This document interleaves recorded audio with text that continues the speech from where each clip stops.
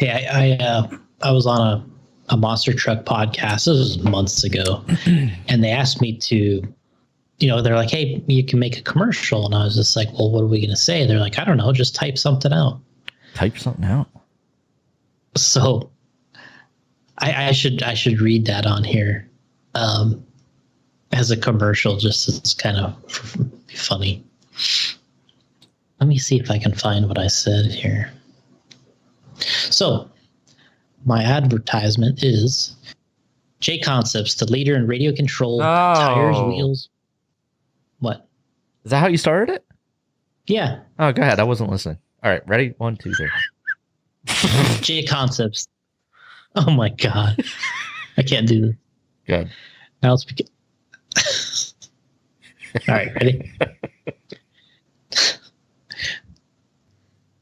J Concepts, the leader in radio control, tires, wheels, bodies, and accessories, is a proud supporter of the Radio Impound podcast. When it comes to upgrading your radio control vehicle, choose J Concepts, world-proven innovation and design.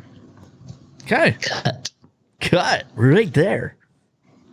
Did we get it? We got it, sir. Let's do it live. Let's do it live. We'll do it live.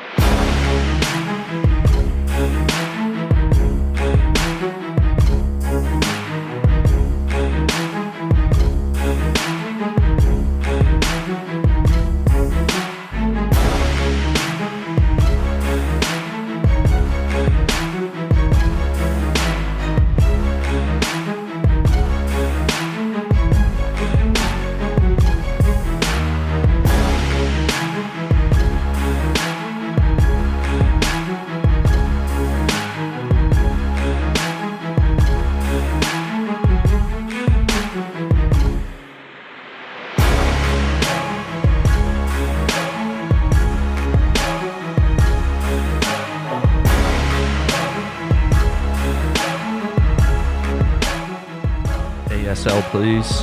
Hello. How about when I put, did you have any pics? Dude, that was like totally the thing to say too. It was. You have any pics? Like, that's all that mattered. Just like, oh man. Oh yeah, where are you from? Oh, I'm from the same. I'm in the same area too. Isn't that a coincidence? Yeah, you live in Groveland, Florida. So do I. Any pics? Oh man, I don't know why that cracks me up so much, but it just does. Some of the girls in the chat caught on, and they used to be like, "Well, you tell me where you're from first," because they knew if they said they were from Groveland, then you were from Groveland also. You're like, man. When they caught on to it, then you're like, damn it. It just blew my whole program here. Oh my gosh, too funny. What is going on down in Florida? Same as everybody else, just waiting for all this BS to be over with. They just canceled school up here for the rest of the year. Which really isn't that long, right? It's like through May. Yeah, like first week, second week of June. I feel bad for the seniors, though, you know what I mean? And then, senior prom, all that stuff. It's pretty bad deal. Yeah, you don't get to do the graduation. I'm sure they'll hold that a little bit, later on, but it's all out of whack. I never went to my graduation anyway. You didn't? No. Me neither. So look at that. I didn't go either. I went on vacation. I missed it. So I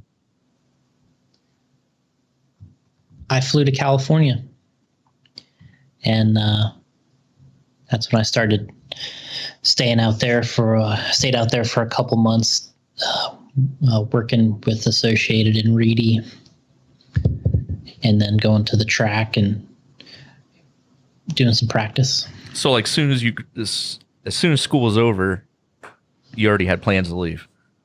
Yeah, I was gone. I mean, like, I wasn't even there like the last day, of school. I don't think. Okay. like, I'm out of here. yep, I was gone. See you, losers, later. Who is here? What was it like in school for you? Like, they knew that you raced RC cars and stuff. Was it like, were they interested in all that? Asking you questions and stuff? Because you had to be wearing all the RC gear to school, right? Not a lot. No, I had to change because monster truck. You wore monster truck stuff. That was in junior high, yeah. And they started in junior high. They started making fun of me because they'd say I was wearing the same Bigfoot shirt every day, and I had to tell them that I had different ones. Like I didn't, no. I'm like I have multiple ones. Yeah.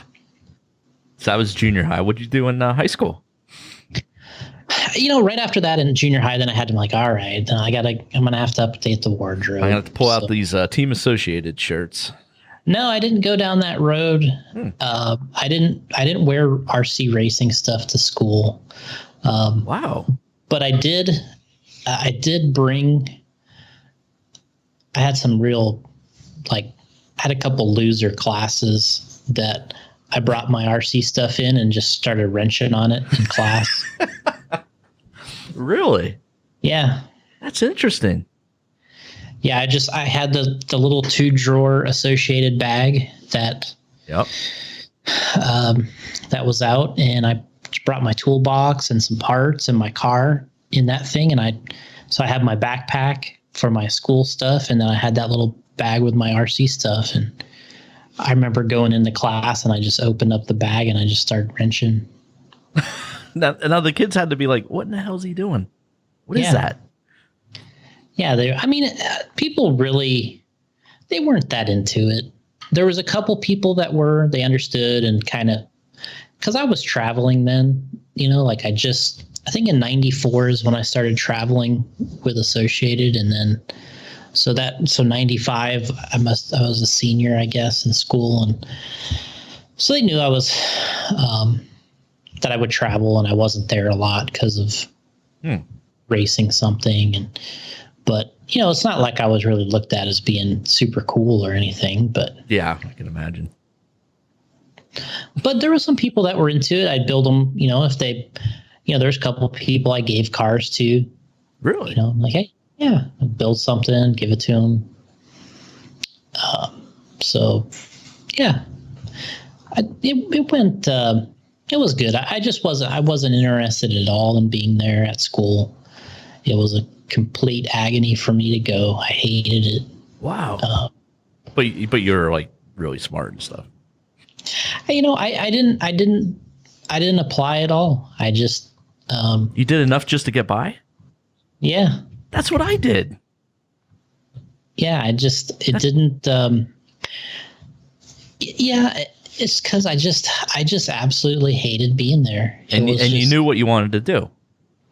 Yeah. And I just felt like, I don't think that this is by far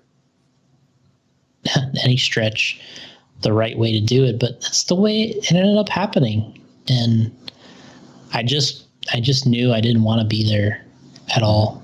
Mm-hmm. So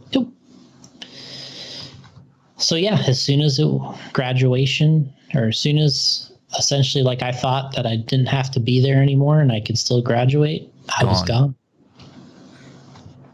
That is interesting. I just thought you were like a honor roll student, class president. No. I think that's what we all picture, right, guys? No, not at all. So, see, wow. That's how I didn't bring my RC cars to school. I can't imagine that. What was it, study hall? Was it you just... No, it was an actual class. Well, what'd the teacher say? I don't. He didn't. It was this bonehead class that I had that just. So he was just like, well, let Jason do whatever the hell he wants to do over back there. Pretty much. Wow, this is crazy. So you brought your Associated bag, open it up, pull your car out, start working on it. Yep. Did you hook up a soldering iron and all this stuff? You know, No, I didn't bring a soldering iron. sitting there doing motors, dyno. No, but I had my toolbox that had all the knives and X-Actos and everything in it. That'd be great if you're dynoing motors. Yeah.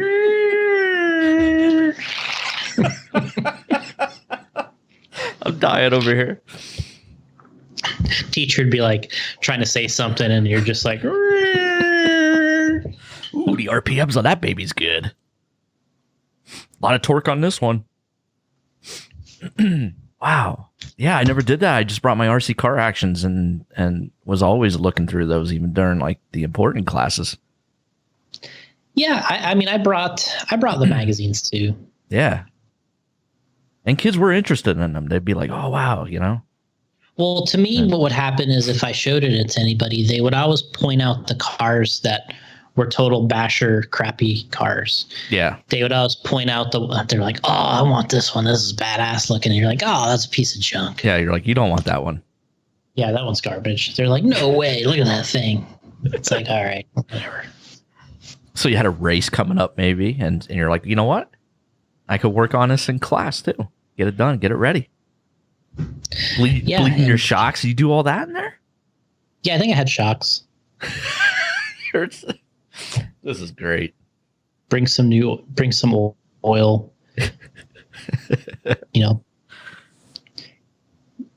Dump out the old oil. Yeah. Rebleed them there. Hey, I need your garbage can there, Teach. What are you pouring in there? Oh, it's bad shock oil. Wow. Yeah, it was nice to get out of there. That's for sure. That's not what I pictured, but that's yeah, we were the same. Now I wasn't glad to get out of there, but I just did enough to get by. So, and I was all into RC. So that's all. I'd sit there, read car actions, and read it from front to back to front. Keep going back through them. I had a pile of them in my bag. Yeah, Trinity shirts, Magic Motorsports shirt. When that came out, I was in heaven. You're like, magic. And it said designed by Joel Magic Johnson. Everybody's like, who's Joel Johnson? Magic Johnson? You're like, dude, he's the man. So if we were in school now and got shut down early, that would have been, hey, awesome for you. Oh, dude, I'd be gone. I'd be getting out of here in April. Awesome.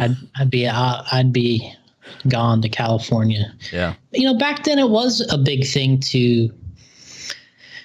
it was a bigger thing, I think, in those days to run and practice out there than it is today, because there's so many other races today. Mm-hmm. But back then it was critical because you could get out there and you could run a lot.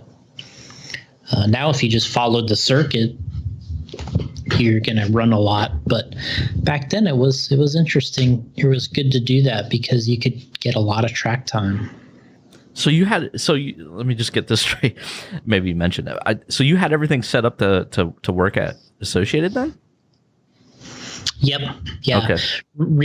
Mike Reedy told me that I could come live with him and just go into work at Associated with him. Wow. Every day. So I did that. And did that for the whole summer. And then my mom flew out there towards the end, and then we all flew together to Japan for the Worlds in '95. So the idea was I'd go there, practice a little bit, work at Associated, and then go right to the Worlds in Japan. And so it worked out. Yeah. That worked out pretty well. I definitely got better, faster while I was out there for sure. It didn't show 100% at the Worlds because out of a lot of the races I've ever ran, it's the only one that really I think of. I mean, there's a few, of course, but it's the one that I felt like there was 6 rounds of qualifying, and they didn't do seeding back then. they put you in a qualifier, and that's where you were the whole time. So I happened to be in the same qualifier with Mark Pavidis, but then a lot of drivers that really just weren't world's level drivers. So I remember they had a practice round of qualifying. So there's a practice round of qualifying and then 6 official rounds. In the practice round of qualifying, I qualified 7th overall. And I had a pretty clean run. It wasn't perfect, but it was pretty clean. I qualified 7th. And then after that, and I'm thinking to myself, I'm like, all right, that felt pretty good. I think I can repeat that and, try to get myself, in this thing. And after that, I could never get through the traffic in our qualifier, which people, there's people in our qualifier that were like 2 laps off the pace. And you'd catch up to them in certain sections and they would just take you with them. So I remember that Mark was in my race, and out of 6 rounds of qualifying, I had 0 clean runs, and Mark had 1. Mark had 1 that put him in the main. And then it started, and this is where being a little young, I think, the first time being there is now you get into, first round, something happens. You're like, okay, second round, something happens. Third round, something happens. But then it starts getting in your head that every time you get close to these guys that you're lapping, that it's not going to work. So now the frustration was really like just getting to be too much. And so it was just, then pretty soon it's like the last few rounds, it's like it didn't feel like anything was going right because of, mentally now you're kind of like getting beat up by this. So anyway, I felt like I should have been in the main there. I felt like I was fast enough. My times were good. All my equipment was really good. I thought I should have made the A main there in 2-wheel drive. And then I got to 4-wheel drive, which even wasn't really at the time a great class for me. I never really ran it. And, Yokomo, I was handed you a brand new car at the day of the day between, there was an off day back then between 2-wheel and 4-wheel, and Yokomo would give you a car in between those days. And that's when you built your new 4-wheel drive car. So we all had to build a car.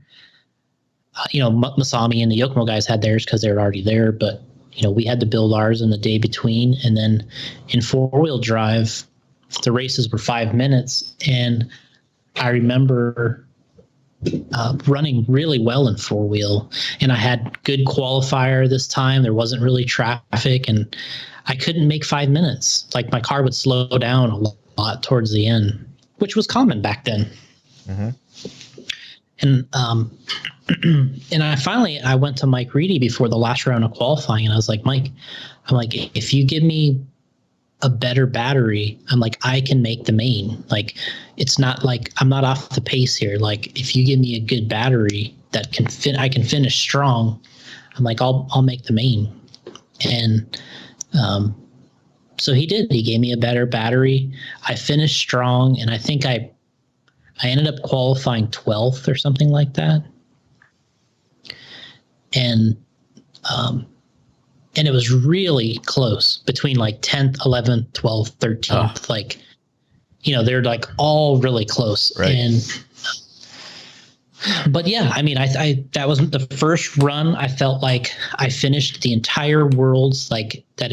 I wasn't in traffic with the 2-wheel drive races. And then in 4-wheel, I felt like I had the battery to last 5 minutes strong to compete. And then I did, and it was pretty good. But I felt like I should have made the main in 4-wheel, and I was really disappointed that probably the most disappointed I'd ever been in RC was at that race. I felt like I had put in the time,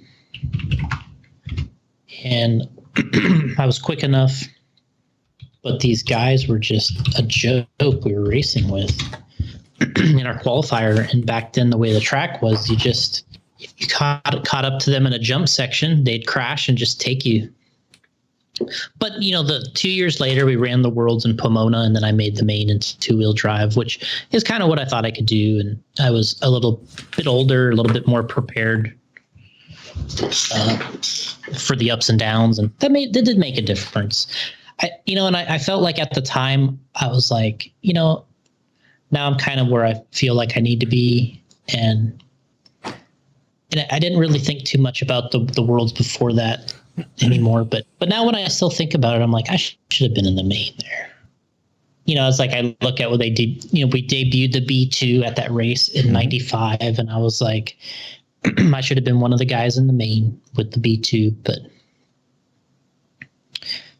very, very weird. That is some wild and crazy stuff, man. Did you ever like? I don't even know. So when you were like in high school, did you? I'm intrigued by this whole thing. It's just weird. Like, that's all I wanted to do. Well, I wanted to work, in the RC industry. So when the guidance counselor asked you like what you wanted to do, and you tried to explain it to him and show him photos of, in RC car action, which didn't work out well, they just looked at you like, what do you want to do for a living, sir? I think they would ask, and I would tell them I wanted to be an engineer. So you did the smart thing. I was just like, But I'm sure they would probably, I'd say I want to be an engineer, and they'd be looking at me like, looking at your grades and be like, they'd looking at the grades, just going, what? Oh yeah, if I would have said that, they would have laughed. They'd be like, you haven't even done algebra yet, bro. The class that I liked when I got a drafting class, that was really so right up your alley to me. Yeah, like I got this drafting class, and I was just like, man, I'm like, I'm like, we got this, can get a case of instruments and pencils and protractors and, all the different instruments and stuff you needed for doing, board drafting. I was just so into that. Like, that was great. That's the only class I wanted to go to. Like, it's like the rest of them, I was just like, God, this is ridiculous. Yeah, this is just a disaster for me. I had drafting, but I didn't do well on that. I liked gym class. That was fun. Yeah, we did that just because it was like, when we had it, it was funny. Like, because I had my cousin was basically the same age as me, where I was in, we had some similar classes, and we were like inseparable for a long time. But then as you get in these higher grades, I started racing, and then you get in where you have to switch classes. You're not always in the same classes anymore. Mm-hmm. But when we used to do the gym class, he was such a funny kid, and he used to tie. This was the heyday of wrestling. Hulk Hogan, the Ultimate Warrior, and he would tie those like tassels on his arms, like the Ultimate Warrior. Yeah. And he would like come running out of like into the gym with those Ultimate Warrior things on his arms, and he would just like tackle kids and freaking beat up on them. So, oh man! And he had he had that Ultimate Warrior thing going. It was so funny. Yeah, that was a good time. There was obviously nothing really positive was being accomplished in there, but at least it was funny. Yeah, right. It's pretty interesting. Our high school days pretty much mirror each other. I was driving around in town one day here, and I forget where I was going, and I very, very rarely see people or like my cousin or anybody like that. And I just happened to be turning the corner somewhere, and I saw them, and I rolled down my window. I'm like, hey, what's going on? They're like, they're like, we're right now we're going to our high school reunion. They're like, are you going? And I'm like, no, I didn't even know it was happening. And they're like, yeah, we're going. I mean, it was like the 20th or something, you know, I don't know what it is now. Right. But so if it was 95, so 2005 would be 10, right? Yeah, so it's 2015. So it must have been 2015 was the 20th. Yeah, so now you're in 25th. Technically now would be the 25th. Did they do ones for 25th? Yeah, I think they do. I don't know. I don't go. You know, the funny thing is, I probably would go if somebody I knew, like my friend Kenny or somebody, I'd be like, maybe. It's weird. Like I loved high school. I loved going. I didn't want to leave. Right. And I don't go to the class reunions. I don't know. I don't like being around a lot of people, especially now. Can't do it now. Yeah. I mean, you're fitting right in, man. I'm fitting right in. I was social distancing a long time ago. You've been doing that before it was cool. Yeah. All right. Who do we got coming up on the show here? Cole Tollard. Cole Tollard. I believe this is his second appearance. We'll have to ask him that. I can't remember. All you guys, all these RC guys are all the same. I forget who's been on the show. That's terrible, isn't it? I guess I could scroll down and look. Well, what I have is I have a notes on my phone where anytime I think of people that we should have on the show, I put their name on there, and then I'll put like a thumbs up or a check mark on there, like if we have done a show with him. Mm-hmm. So I noticed I had his name on there, and it didn't have like a thumbs up or a check mark or anything. So I was like, and then I asked him, and then I was talking to you, and I was like, I was kind of feeling like, I'm like, have we had him on the show already? I don't know. I'll have to take a look. And that's fine. It does sound a little familiar. But the reason I thought of it is because he's been having such a good year with his racing. I think up until the kibosh got put on doing more races this year, he'd been to more than anybody. Him and Dakota, I think, had been to the most amount. Wow. Of races this year, and he's performed well. So I think should be interesting to kind of get his take on that. He's got some questions. He's got a lot of support from the Midwest. A lot of people like his racing, and he's probably one of the nicest, easiest going kids out there that have been racing or that are racing right now. He's just kind of so easy to talk to and real chill. Good deal. Then we'll take a short little intermission here, restock up on the seltzer. Okay. And when we come back, Cole Tollard will join us, and we'll find out if he was on the show. We'll ask him. Have you been on our show? Yeah. Have you been on this pod before? Might have been one of the lost episodes, though. We did lose a bunch of episodes. Sadly. I mean, I nearly jumped off the closest bridge to me here, but I'm scrolling down through here. Do not see that. So this is like the guy that lost all the footage on Tiger King. Got burnt up. Man, depressing. I was depressed when that happened. Oh, yeah.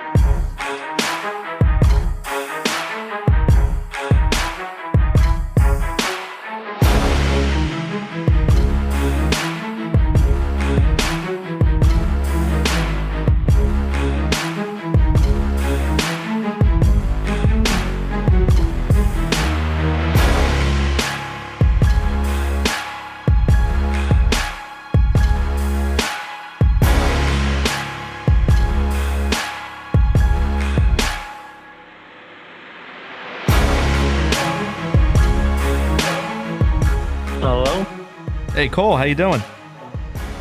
Good. Yourself? All right. Gotti Jr. here with Jason Ruona. What's happening, Cole? Not much. Just chilling in Wisconsin. That's all. Now, Cole, is this your second time on the podcast? I believe it's my first, actually. Oh, all right. Well, we got you mixed up with someone else then. We could have swore you were on the podcast once before, but all good. Well, then it's his first time, Jason. Well, we had that right. Welcome to the show, Cole. Thanks for having me. So, what's been going on in Wisconsin? I noticed you've been doing a little bit of, while we're all kind of quarantined or whatever we're calling it, stay at home. You've been doing a little bit of driving with your scale enduro trucks and just trying to stay a little active, huh? Yeah, I've been running around with the crawlers. And sadly, now the parks are starting to close. The governor's shutting them down. But we'll try and keep it busy. The backyard's kind of rough, so we'll probably play around back there. So do you have actually a track? You had a track in your backyard at once, right? We did have a track in our backyard at once, but then we got pretty big into traveling, and it's just so hard to maintain a track. Yeah, I mean, you end up working on the track more than you end up actually driving on it. Yeah. Yeah, that's what happened to me when I had a track. Like, I made a little track in my backyard, and yeah, you find out real quick how much you like it by how much you got to work on it. So let's talk to us about getting started in RC, since we haven't done the show with you before. When and where did you get into it? And I'm pretty sure you started with a short course truck, right? It was either a stadium truck or a short course truck, but it's been a while. And in 2004, I believe my first car was a double XT. So does that be your first official car then? I believe it's my first official car. I might be getting it mixed up with a Traxxas car, but I'm not totally positive. It's been a while, so. So how old were you in 04? You couldn't have been that old in 04. What, like 6, 5? Oh, my God. I was 4 years old at that time. There you go. Wow. So you were already wheeling it, 4 years old. That's young. That's one of the youngest it's harder to start much earlier than that. Yeah, it was kind of weird because I started when I was 4. Then we quit racing around like 5-ish because we decided to move, and then we had to save up money.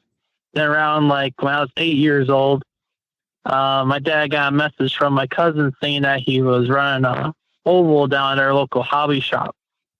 And I wanted to go watch him run, and I kind of got hooked from there with the Losi mini slider or mini sprint, and then Traxxas Slash. So the Slash, that's where the Slash kind of started to come in, huh? Yeah, I think that was around 2008, 2009-ish. Okay. And then I want to say that you raced the very first short course showdown at Trackside, right? Yep. So that must have been, what, 2010, something like that? Somewhere around there. So, and you were already driving pretty well at that time, if I remember right. I remember Paul talking about your driving was pretty good even then at that kind of young age. Mm-hmm. Me and Damon had some good battles. Yeah. Him and I were going up at the same time, so. Yeah, absolutely. It's crazy to think that how young you guys were there. What, you're about 9 or 10 by about that point. Mm-hmm. So get into, when you started taking things a little more serious, getting into the, short course racing, and then when did you get into doing the buggy racing? Buggy racing, probably around 2011.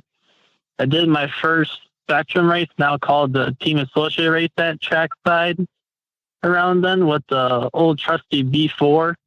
Yeah. Then I had the SC10 4x4. So it's been a while, but those were the glory days. What did you think about your first experience in running that race and running the buggy class? How did you do? And do you remember how you what your expectation was and everything?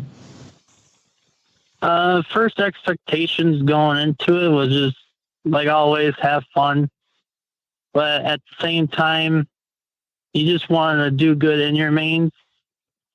I ran my B4 in the stock class, and I ran my stock car in the mod buggy class. I remember winning the H main, which I still had that plaque sitting up on my shelf for my first trophy, really. And then short course, 4x4 short course, I just missed out on the A main. I battled it out with Brian Mello from Illinois, the team manager in the Midwest. So it was pretty cool just to meet the guys like Ryan Cavallari, Brent Delkey, and now we're just best buddies. Like, it's no big deal now, but like when I first started, it was a huge deal. So at that point, did Mello start kind of taking a look at you for on the regional associated team? Or, I mean, because obviously almost making the main in 4x4 short course and then racing stock and mod the same weekend, you being young, you probably started getting a couple looks from sponsors, right? Yeah, I believe my next race I went down to the Chi-Town Shootout. It was just a year after the Spectrum race, and that's where I was actually approached from Brian Mello, which was really cool just to even get approached by someone and ask about it. It felt more meaningful than actually sending in a resume. Yeah, because they were watching you and thought you deserved it. Mm-hmm. And we probably must have started sponsoring you somewhere around there. I think either between Paul or Dave Duncan or one of us being involved. Yeah, it was probably a year after, I believe. Okay. I'm not totally sure who actually came up to me, but it was probably a year after. Good. So you started running some buggy. You got started to get a few sponsors going. What did you think, kind of moving up the ranks and what was going on in kind of in your world in terms of trying to get better with RC? It was a big deal to get sponsored, and like back when in like 2010 to 2012, sponsorships were kind of unheard of. Like, they weren't as big as they are now. Now it seems like everyone's sponsored. The industry was a little bit different, but back then it was kind of hard to move up the rankings, but just kind of take it one step at a time.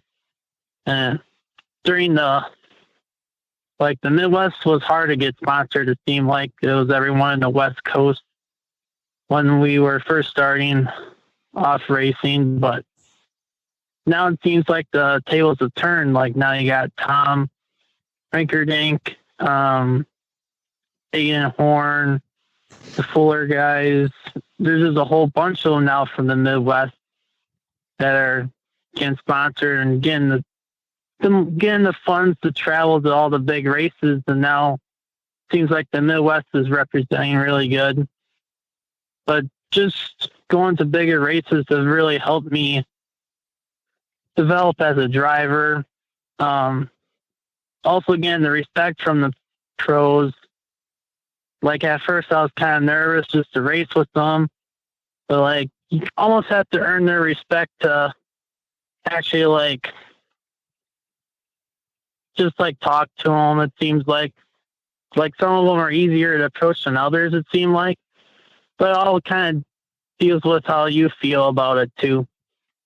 So, like you said, it was, getting a deal, getting a sponsorship was really big in those days. And kind of, moving up the ladder. But what did you think that was really, where did you think, can you narrow it down to maybe when you felt like, hey, I'm making kind of a big step now, finally, like I'm a lot more competitive. And, when do you think that you started kind of getting into that next tier of driver?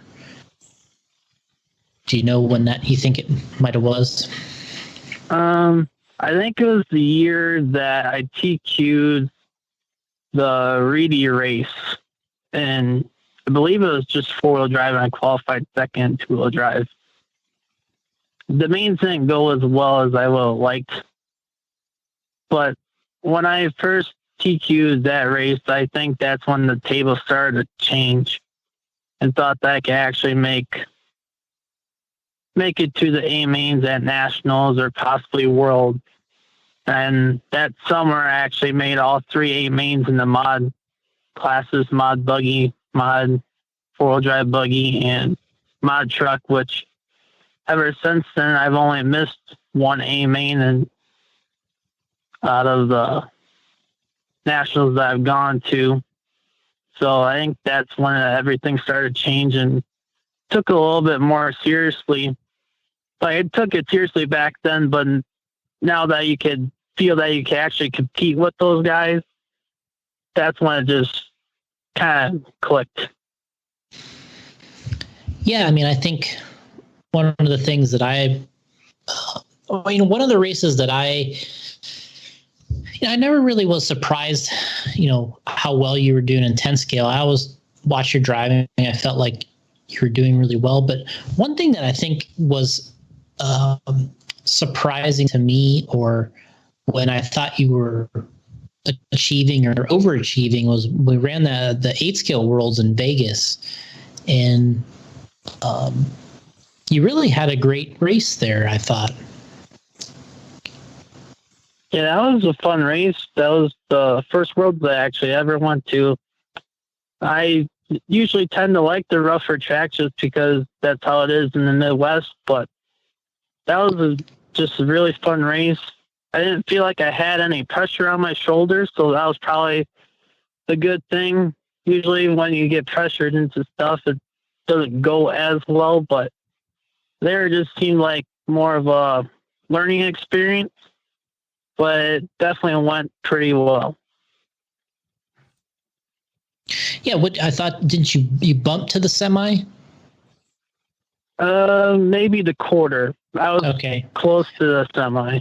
Yeah, and then you might have been in position to bump there, and you had bumped up a lot, and then finally something kind of happened maybe in the quarter. There was something I remember, but you were extremely competitive there, and you were getting faster. Mm-hmm. That's when we had the trusty old hybrid. I love that tire so much.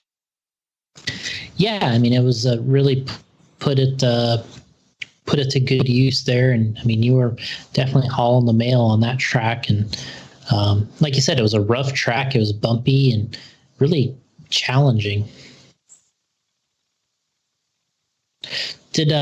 So kind of moving along, you went to the Worlds, and I don't want to leave out any 10 scale races, but we did Australia too. You guys did the Worlds in Australia, and what was it like doing that particular race? And I mean, it was a long travel for all of us to get over there and compete there. Yeah, the first setback was the first travel days, but first off, I would still like to thank Brandon Rohde for the plane ticket and everyone that helped me get there, because that was just huge. With the amount of help that we got was unbelievable just to get there. But the long flights were ridiculous. But at the same time, it was good bonding time. Got to talk a lot to other racers that were on our flights. But the weirdest thing was just trying to get out of the airport, because the driver's side is on the different side, and you had to drive on the other side of the street. Mm-hmm. So it was all messed up, but it was a good time. We had Evan Vale was with us. I believe his pit guy was with us too.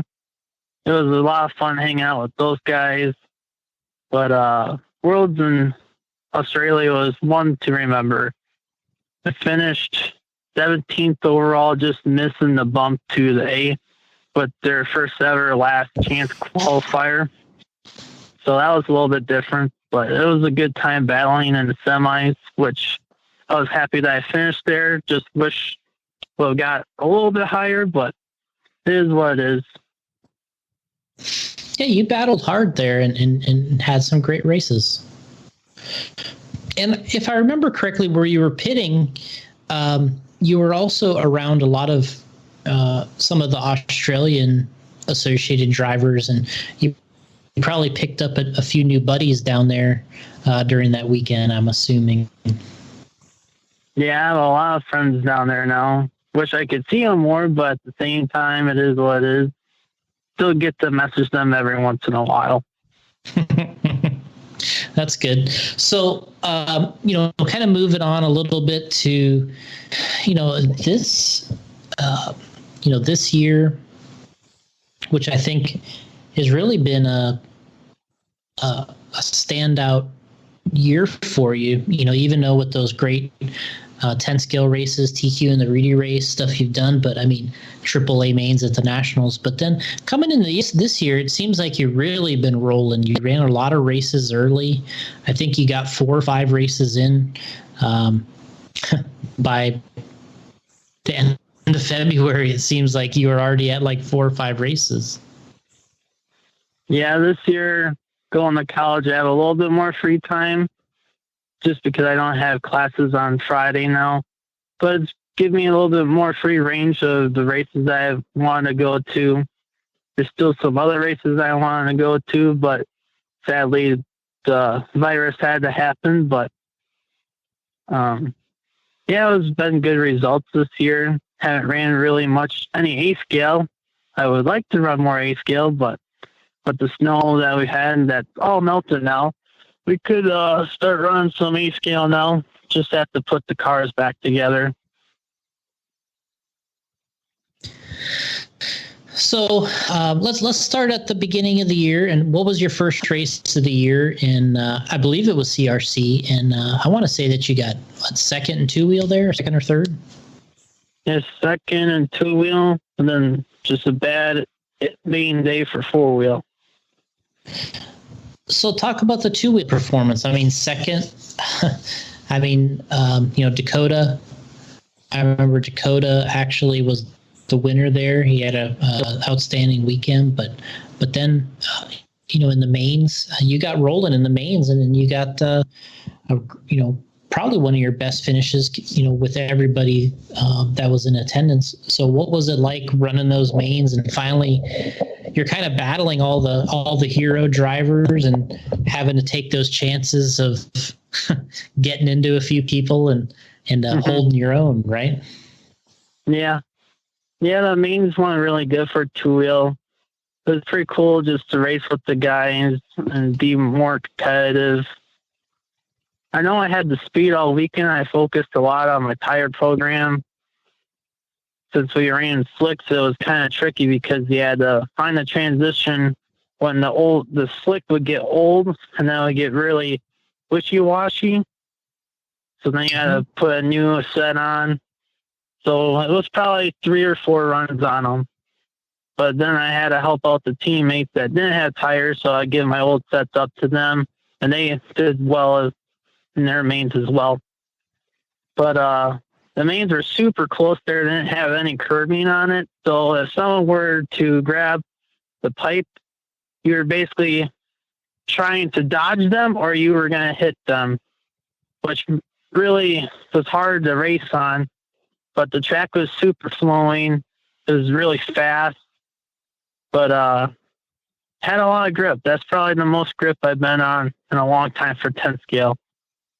But there we focused on the longer arms in the rear of 2-wheel drive, which really helped around the corners.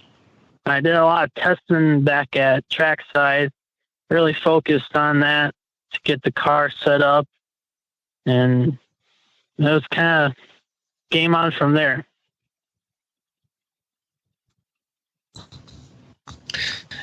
Yeah, so obviously the great finish there. So, and then it came right back. A couple other races happened pretty quick.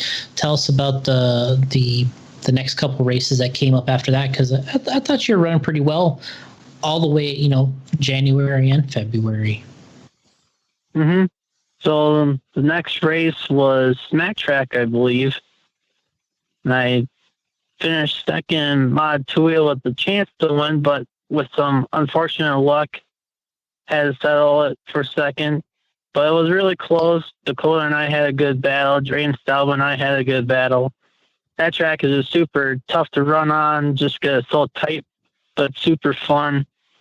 Brought me back to when I first started watching videos of Brian Kimwald and them race. It kind of brought me back to when they raced, because the track was just so small and how the jumps are made. But then four-wheel didn't go as well. Been working on that car a lot. But just couldn't find any steering that weekend. But had to settle for a 7th place finish, I believe. It's still a solid weekend. Not what you want, but it happens. The next race after that one was Motorama. Had missed practice round number 1 just because we were flying in early because of school and all that had to go by. So, but AJ Marasco hooked me up with some good selection of tires with the green ellipses and green triple Ds on Chuggy. I ended up TQing both of those and winning them in the AAA main, so it was pretty cool for the first time actually running the A-scale side at Motorama. But it's been a pretty solid year. Yeah, and I think in the past you've ran 10 scale there, and you've always done pretty well there in 10 scale. I think you've won there a class or two before, right? Mm-hmm. And then going over to 8 scale, yeah, I was a little concerned. Like when AJ and Fred, they're kind of like, yeah, we think Cole's going to miss the first practice, and you're like, man, they don't really get a lot of practice there. That might kind of hurt. And then all of a sudden they're like, oh yeah, he top seeded. I was just like, all right. It's like, well, I guess things are going pretty good. Yeah, it's always tough with school and just trying to get out at the right time just to make it to all the races. I mean, last year for Smack Track, I didn't show up till the first qualifier practically. I spent all morning practicing. I was the only one on the track because they only had it for people that didn't practice on Friday. So, and you got your stuff working really well. You, between the two tire combos you ended up running with there, I believe you won 2 mains in one of the classes, and then you went to a third. I think it was Truggy, maybe, or I can't remember which one went to a third main. Maybe Buggy. Yeah, I think it was Buggy, but Truck I got wrapped up in 2. So, kind of moving on here, was there any other races since then? Well, there was the Reedy race. We got in there. That was a tough one. He was kind of sandwiched in between all those events, but it was still probably a solid weekend for you, right? It was a good weekend. I was looking for a little bit more with all the confidence from CRC, but just luck didn't go our way. Got caught up in a lot of crashes early on. With the heads up racing and the invite, it's just hard to catch up. You're racing with the best in the world. Let's have to expect the worst, but you don't want to. But it's still a good time. Get out of Wisconsin, enjoy some nice warm California weather. In January, right? Yeah. So as far as, kind of moving in your racing career, before, we got a decent amount of questions here for you, which is kind of nice. So I'm trying to get to those, but I think, through all your racing and kind of moving into the next step? You know, you're in college now, you're in school, but what's what impact, kind of has your family had on your racing, kind of keeping you in this? And then moving forward, what are kind of the goals in RC? Goals, well, I'll catch on the goals for RC first. So I want to keep on doing RC as long as I possibly can. But it'd be cool to actually get a job in the industry. So right now I'm going for a machine tool and die, which is basically CNC. You could do molds, different machining parts. I do some manual lathes, manual mills. So I'm on that all day, doing some machining stuff. I'd love to start making parts for cars or even for like a company. I know tire manufacturers use them, so that'd be pretty cool. But goals for RC, I still want to keep on going to the nationals and making the main. Hopefully one of these years I can actually be a national champion, but sometimes it's not what it's meant to be. Make a main at a Worlds would be cool. So I still got a lot of dreams of doing a lot of stuff. We'll just see if it all happens. Yeah, I mean, it seems like this is kind of, you are, I wouldn't say peaking, but you're getting to the point where you're racing with the guys you need to race with in order to win. There's one thing to just make the main and you're racing for 8th, 9th, and 10th, but when you're in top 3 in qualifying and then you're racing with the Dakotas, the Mayfields, the Spencers, and Ty Tessman, those are the guys you're going to have to race with to be able to get a win at one of these things, right? Yeah, those are the guys that you always see at the top. It's been an honor just to even race with them at the few events that I have. But it's been a cool experience. I don't regret doing RC at all. I mean, what do you think?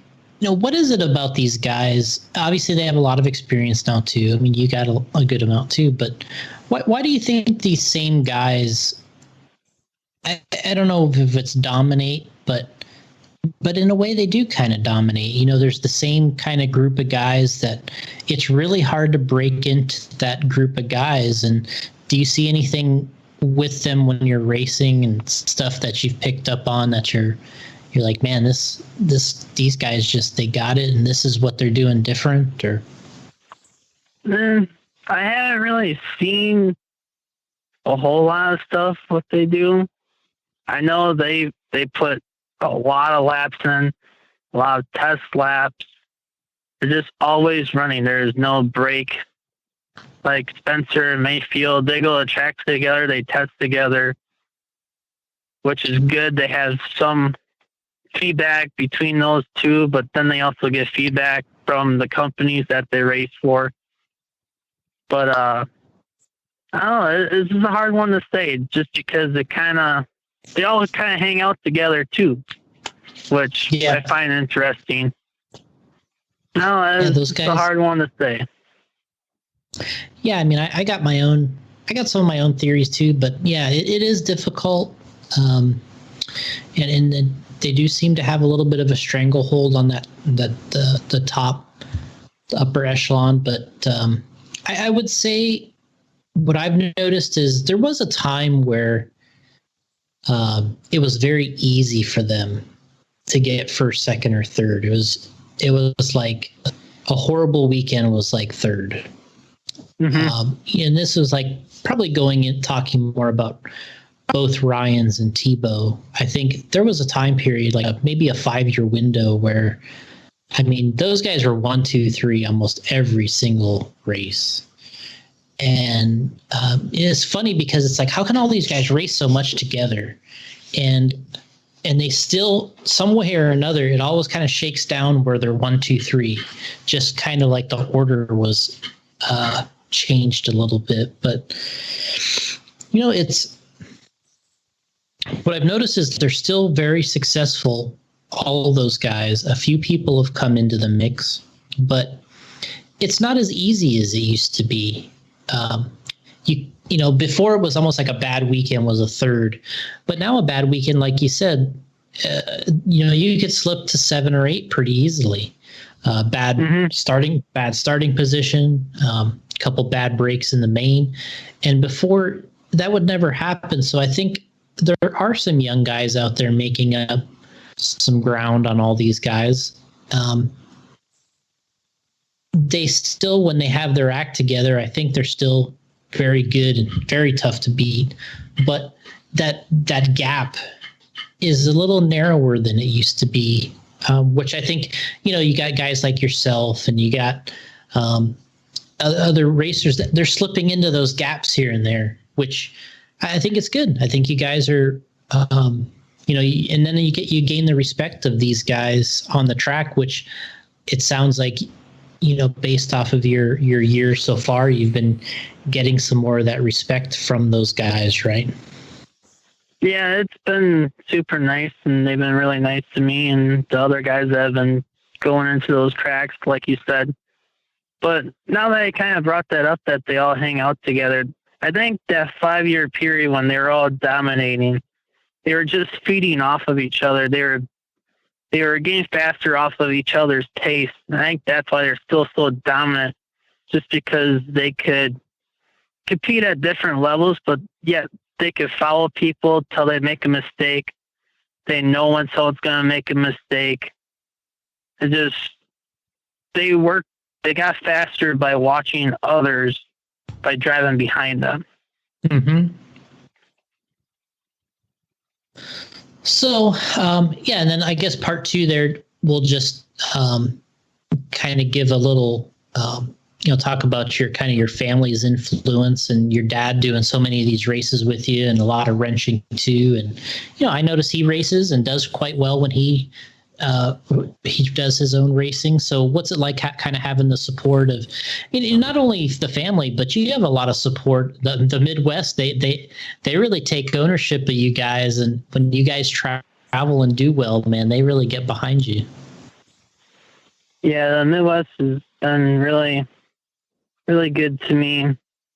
Like I said, I can't thank them enough. They've helped me go to so many races.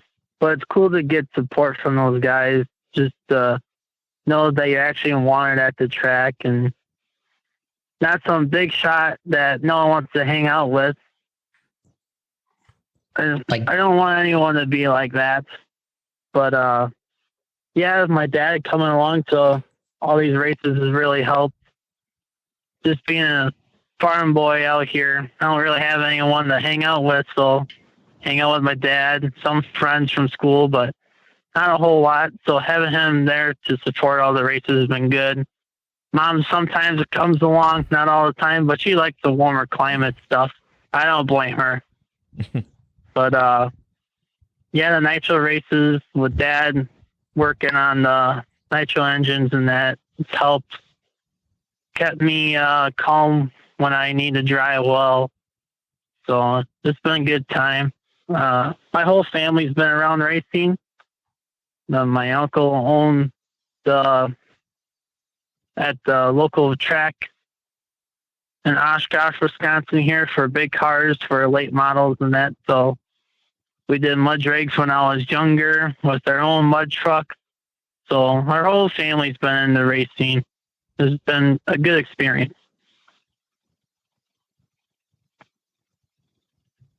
So, Gotti, can you take a look here, see what we got for some questions? I know there's pretty active here, people asking quite a few questions. Yeah, we have a question here from somebody you might know, Jim Tollard. And he says, we've been lucky enough to travel around the world racing together. What was your most memorable moment? And then there's other questions. I know Dad's brought this up a couple of times, but he's really enjoyed going down to Texas, and we had just a day to chill out after the A-Scale Nationals last year. We just kind of talked about the event, and how it went and what we should have changed in that. Because we had some troubles in the pits, but now I think we got to figure it out for this year. But just getting to hang out with my dad, it's been a pleasure. I know we watched the movie Rocket Man when we were down there. And it was really fun just to hang out with him that day. But Worlds was probably another good memory that I had with him.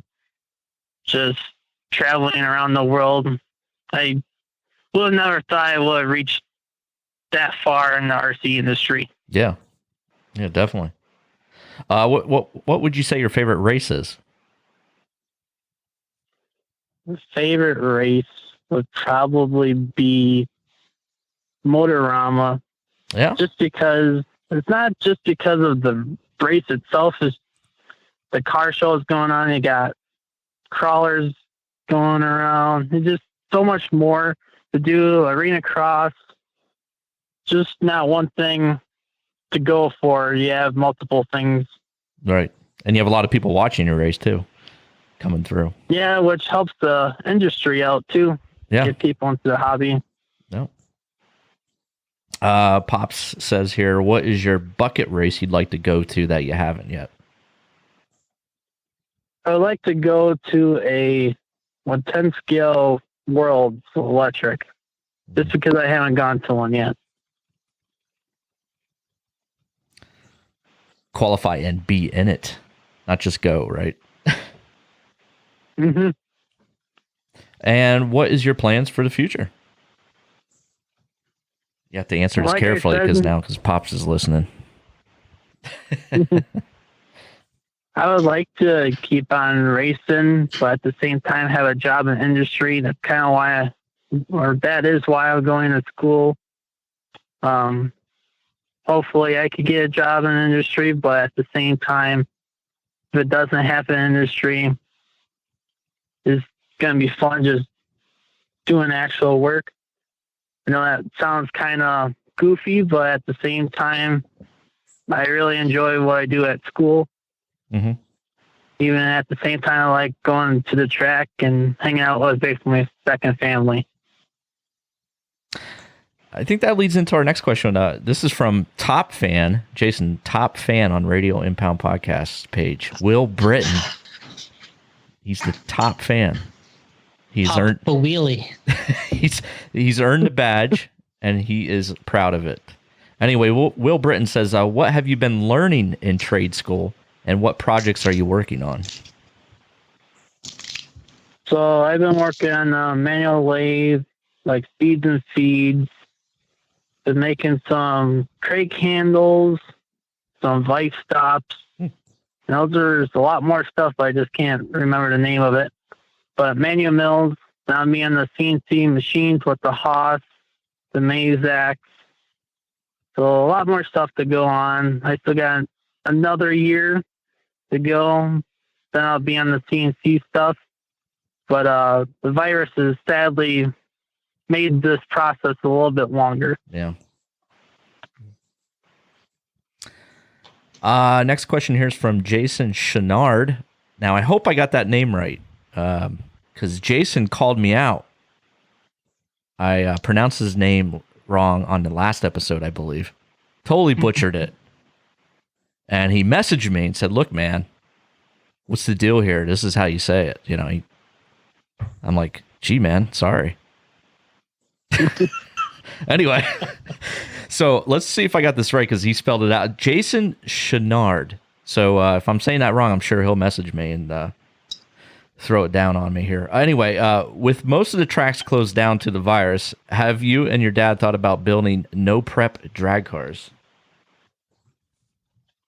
We've talked about it just because my grandpa's big into Street Outlaws on Discovery Channel, I believe. But we talked about it. Now that AE's got a drag car, we might possibly get one of those soon. Gregory asks, is RC racing professionally your dream job, or is there something else you wish to achieve? And you were just talking about that briefly, but that is your dream job, RC racing, professionally. That would be a dream job. But even working in the industry, not racing it, but just working in the industry would be cool. Here's some fun questions. Adam says, who snores louder, you or your dad? And he says he knows the answer. Yeah, it's my dad. I can't stand it sometimes too. All right. Matt Wilbert says, which man van do you like better, 1.0 or 2.0? And then your dad pops in here and says, we're up to the 3.0. Yeah, 3.0 is probably the best so far. Besides the door can be finicky sometimes. Well, that's where Hunter steps in and says, hey, Matt, do you think the 3.0 would have a properly functioning door? Yeah, Hunter would know from our CRC trip. Dirtoval asks, which do you prefer, mod sprint or mod buggy? That's a hard one to say just because I had a blast that weekend when I ran mod sprint. I'm going to go for mod buggy, though. That's my main thing. Okay. Here's another fun question for you. Hunter Parsons. What is your secret to keeping an air mattress filled for a long racing trip? Toledo! Some tire glue definitely helps, and some racing duct tape. Oh, tire glue and duct tape. I have those, Jason, but I don't use them for the air mattress. All right. Almond McLean, what is your favorite racing quote? Ooh. That one I'm not too sure on. I know Talladega Nights has some good ones. But probably Cold Trickle, go out there and hit the pace car is a good racing quote. You hit everything else out there. It is a good one. That's the first thing I ever remember. One of the things I remember about Paul Wynn the first time I ever saw him at a race was he was yelling that at his dad while his dad was racing. He's like, hit the pace car, Dad. Oh, man. Chris asks, the tool in your pit box you can't leave home without. Probably my 2.0 MIP wrench. Okay. That seems to be a popular answer for that question. Yeah, I think there's the practical, like you have to have it sort of answer, and then there's like, kind of the fun goof around answer a little bit. But yeah, that's the serious one for sure. I mean, you can't do anything without a 2.0. And then second part of his question, maintenance task you dislike the least or put off? And which do you find is the easiest? Or that is your the specialty? one that I dislike is putting 500K in the center disc with the B74. Just gonna take so long. But the easiest is probably shock oil. I'm not so good at building a ball disc. Easiest shock oil, huh? Just changing it out. Yeah. Yeah. All right. Used to hate that, man. Oil getting everywhere. And I don't know. What's your specialty in maintenance, you would say? Probably the shock Probably oil. Then. rebuilding shocks. Yeah. Yeah. Okay. Rebuilding shocks. Wow. Forget where I left off here now. Oh, Kyle Predmore wants to know how awesome is the Element? It's a pretty good car. I enjoy driving it. Pretty durable too. Have you been putting it through the paces? Yeah, I actually hit some mud last weekend with it. Survived that. So.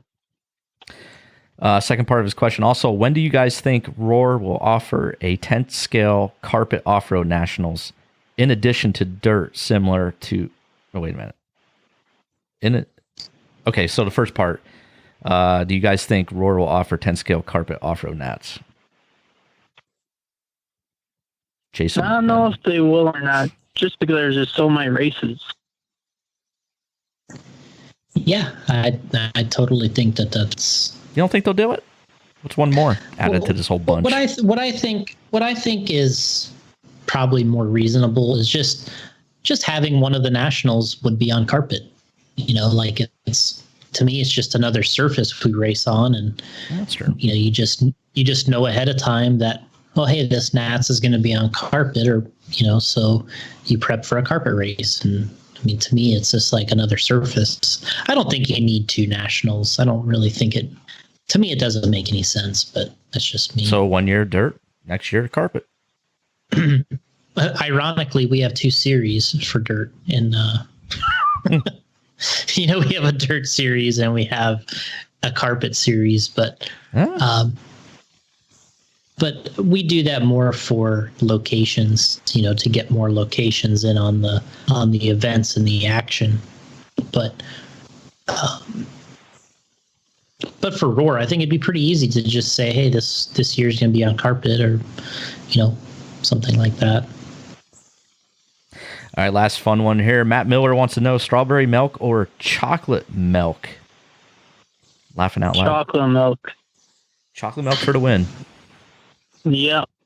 You know, Cole doesn't go without that chocolate milk very long. I don't know. It's like there's not much you can do without being like, I don't know what the right word is. Like, it's not harassed, but it's like for some reason everybody knows that you like that, and it's like you have to go through the questions or the, you know, oh, you got your milk now, right? Yeah, it's always been a thing is chocolate milk. What brand? So Quick Trip, which is a gas station up here, is really good. It's called Nature's Touch. It's a green cap. It's super good. All right. So if you had to choose, that's the good one. 100% the good one. So John Bolton says, so growing up in the Midwest has been, in the past, a handicap in being a fast guy in RC, with all the fast people coming from the warmer climates. It would now seem the Midwest is the hot spot for up-and-comers. Why is that today?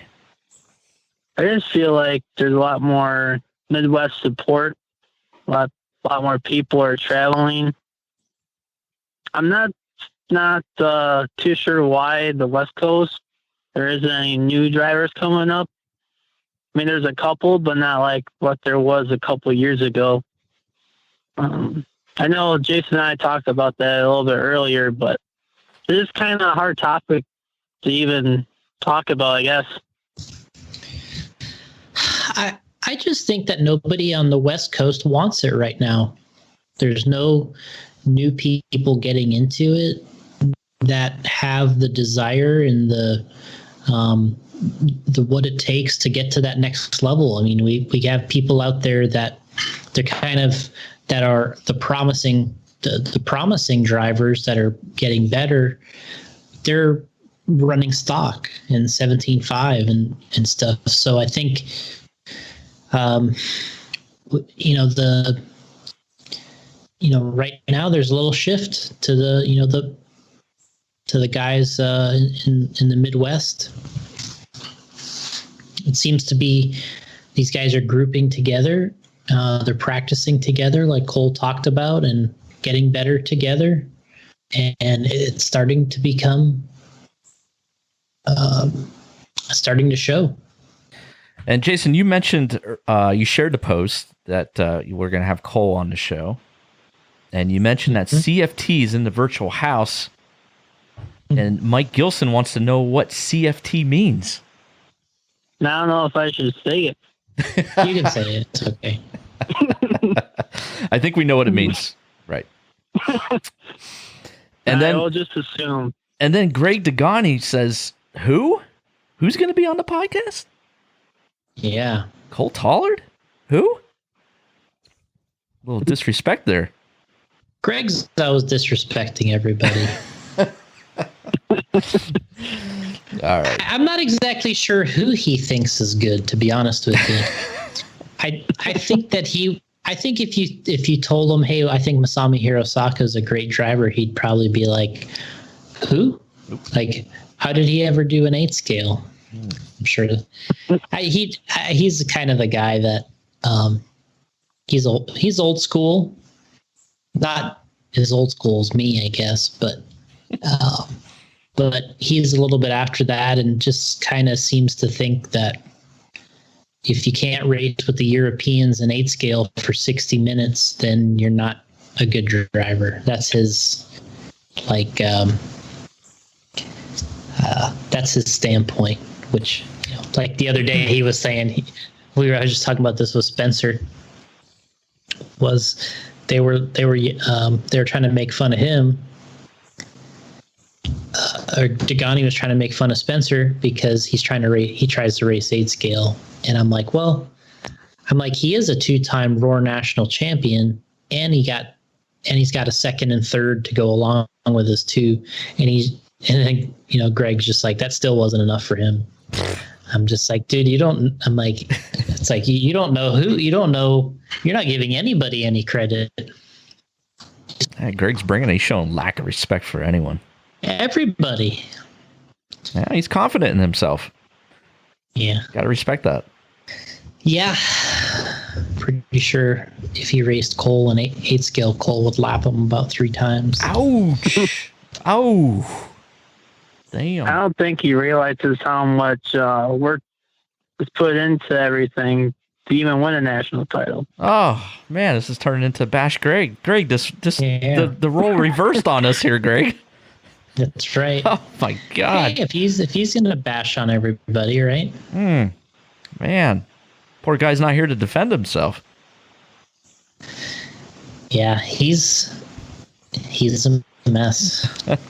Jeez. Okay. All right. Move on. He's a Greg, funny, I'm on your side. He's actually a really funny guy, but yeah, that's his standpoint. Okay. It's 8 scale, 60-minute races in Europe.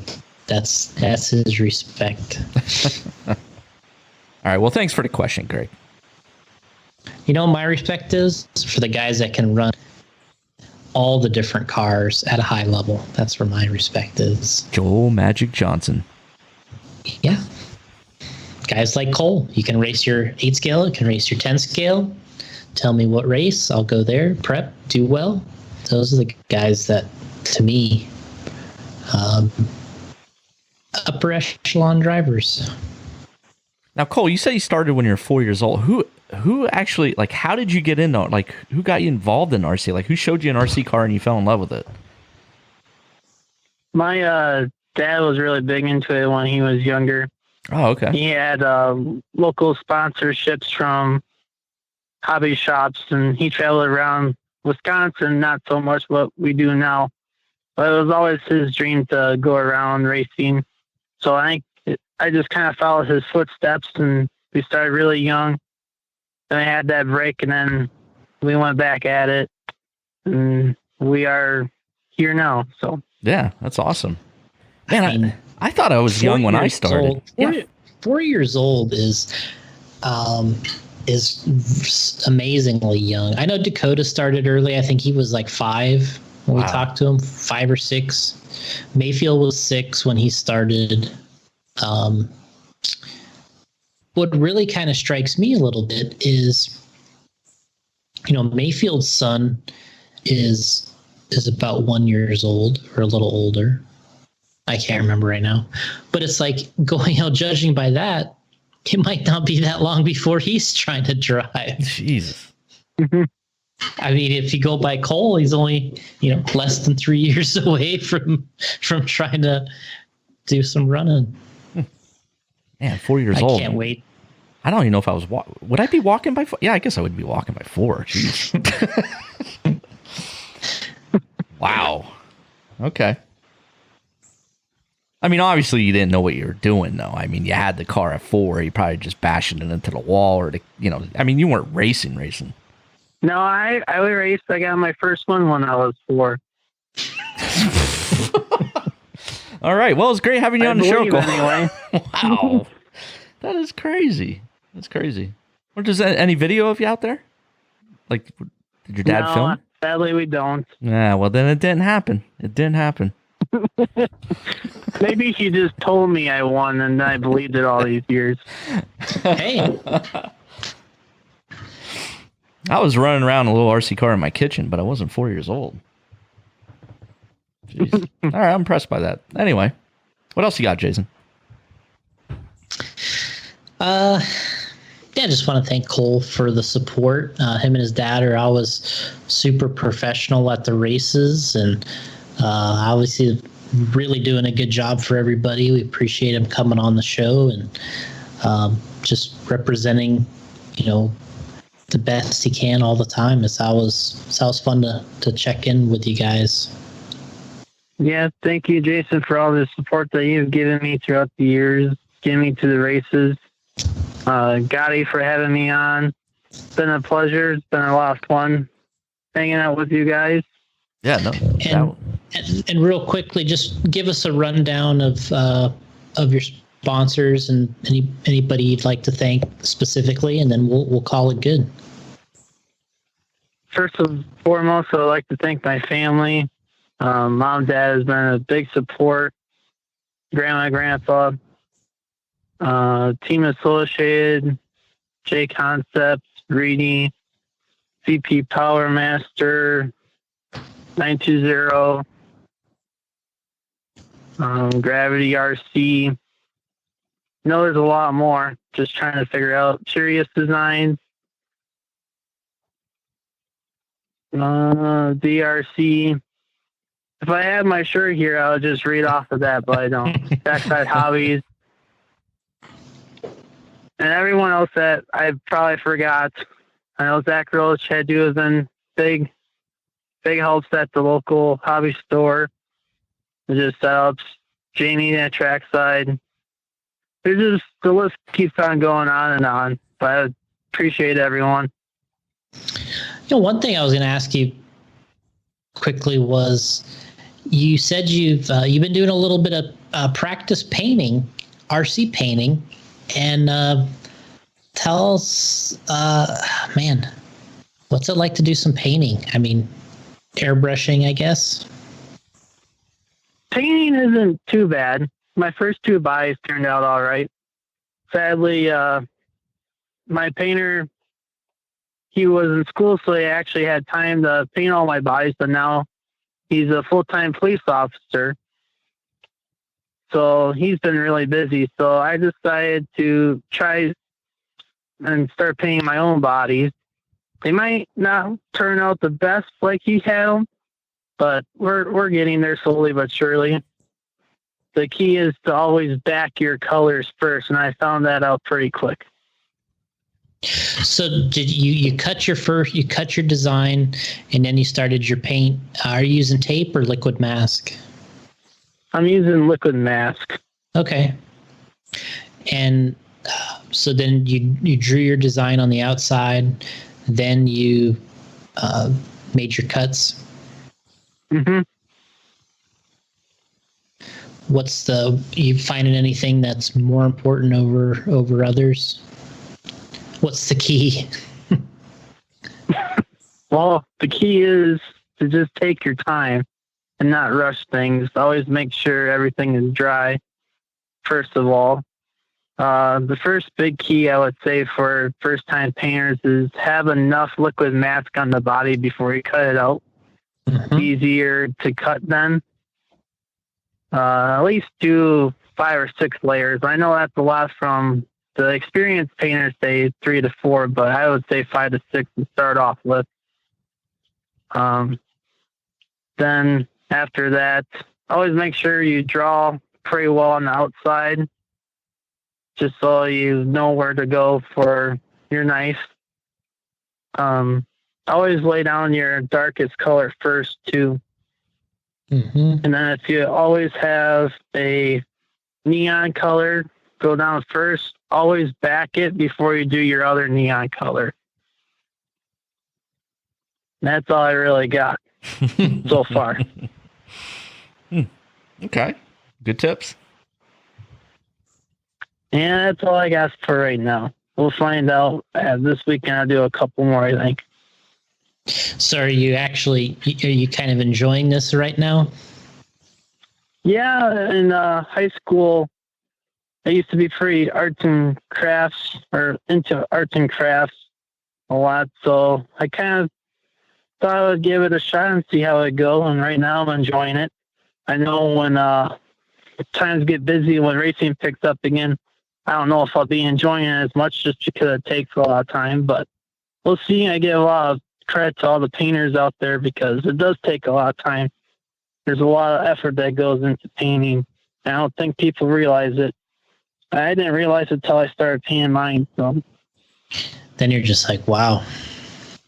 yeah, I don't know how they did it. It looked so good when they painted it, but when I did it, it just didn't turn out as great.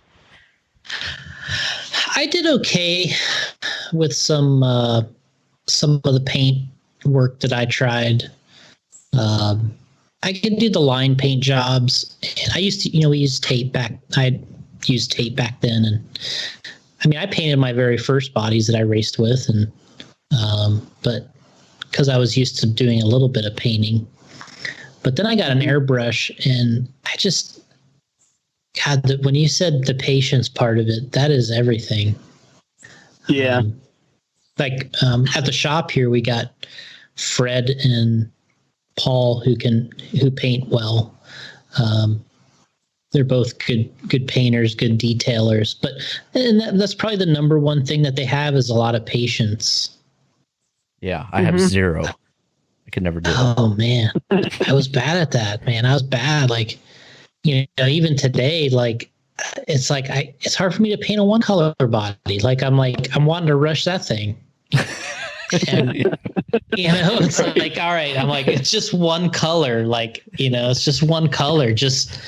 But it's like, I'll do a light coat first. And then I'm thinking, like 2 minutes later, I'm checking on it already.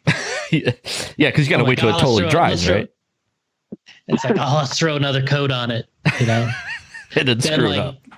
Then 1 minute later, I'm like, all right, let's just finish this thing. Right. That's what I would be like, yeah. And with when I had the airbrush or experimented with the airbrush when I was a kid, I tried to paint half of my body. I was so impatient. I don't remember why I tried to do that. I think the only one when I very first got an RC10 GT, the thing that when it got shipped during the holidays, I got an RC10 GT, and they, it came with the clear body, and I knew if I wanted to run it right away, I needed to have a body. So I tried airbrushing the thing, and it looked so bad. And I tried to do my paint job too, and it just turned out like crap. And then I traded my airbrush for a temp gun. Oh, okay. Some guy's like, "Hey, I got a temp gun. You want to trade your?" I'm like, "Yeah, done." I don't care if the temp gun don't work. I'm like, "This isn't for me." Airbrushing's got to be a pain, though, isn't it? But I love painted bodies. Yeah. Like, to me, I'm still like a little kid. Like, if I'm getting painted bodies coming in, I'm just like, I can't wait to see them. I'm like, I'll stare at them. Like, it's almost like I collect the damn things. Right. Yeah. Now, the airbrush is really difficult, right? It's a whole process, right? You got to clean it and all this other stuff afterwards. Yeah, you got to clean it every time when you change colors. Ugh. And that's another thing that didn't really work well for me. Like, I didn't, I was trying to rush that. And it was like, man, you can't. It's just a big, I think the guys that paint a lot have multiple airbrushes. Okay. Or they'll paint, some guy that has like 6 bodies that are the same. He'll paint all 6 together. So he's doing, like, for me, it'd be like, oh, you do all the blue first, then you do all this first. And so every time you clean your airbrush or whatever the case may be, so every time you clean it, you're on to another stage for all the bodies. But I don't know if Cole's painting multiple bodies yet for yourself, but Not yet, just single ones till I get the gist of it down. and I'm so picky too. So it's like, I know I suck at painting, or I don't have the patience for it. I think I could do it. I'm detailed, and I'm particular about what I'm doing, so I think I could do it well. The problem is just the patience part of it. That is huge. Jason, you have to do a video of you airbrushing a body. That's a lot of work. I want to see that so bad. It'd be great. It'd be awesome. You got to do that for your YouTube channel. Please. We'll show you how not to do it. Because it took you, what, a half hour to show how to glue tires? Or what was it? No, cut a wing out, right? No, that was the tire mount. Oh, it was the tire. The video is like 30 minutes to do a tire mount. Right. And, so it's got to take you like I don't even know how long it would take you to do this airbrushing video. Days. Multiple days. Yeah. Stay tuned for part 2. Oh, man. That'd be so awesome. All right. Well, there you have it. Cole, we really appreciate you being on the show. And yeah, it's been a pleasure. Thank you for having me again. Yeah. Again, see that? Again. I think we did have him on the show once before, Jason. He must have been on there one other time. You're welcome back anytime. So. And he's got a new sponsor now too, right? He has a new sponsor too, Radio Impound Podcast. I'll shoot you out the contract over, send it out to you here soon. We can do that. Yeah, we don't do nothing for you, but we just require you to run the logo. All right. Emotional support's there. Yeah, it's emotional support. We'll pump you up and stuff like that. So. Sounds cool. All right, man. Karma. Yeah, karma. So we hope you stay safe out there. Hope the family and everybody stay safe and everybody gets back to racing soon and kicking some ass. So. Yeah, you guys stay safe as well. Yep. All right, Cole. Thanks so much, and we'll talk to you soon. Yeah, talk to you soon, guys. Thank you. All right, we'll see you. Bye-bye. Thanks to Cole. That was fun. Yeah, I got a little bit of everything in there. Learn how to paint. Yeah, that is good. We haven't had a painter on the show, have we? Well, actually, I was actually thinking about that while we were talking about that. I was like, we need to have a painter on here. I think it'd be kind of neat. And it's kind of funny is a lot of these guys have some of the craziest personalities too, these painters. Yeah. So, yeah, obviously sometimes it won't come off like that, but they're always a little, I don't know what the right word is. They're a little ornery sometimes.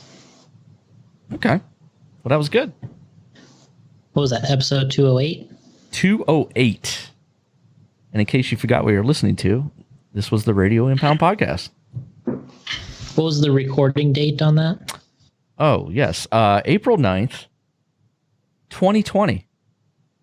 And as of right now, it is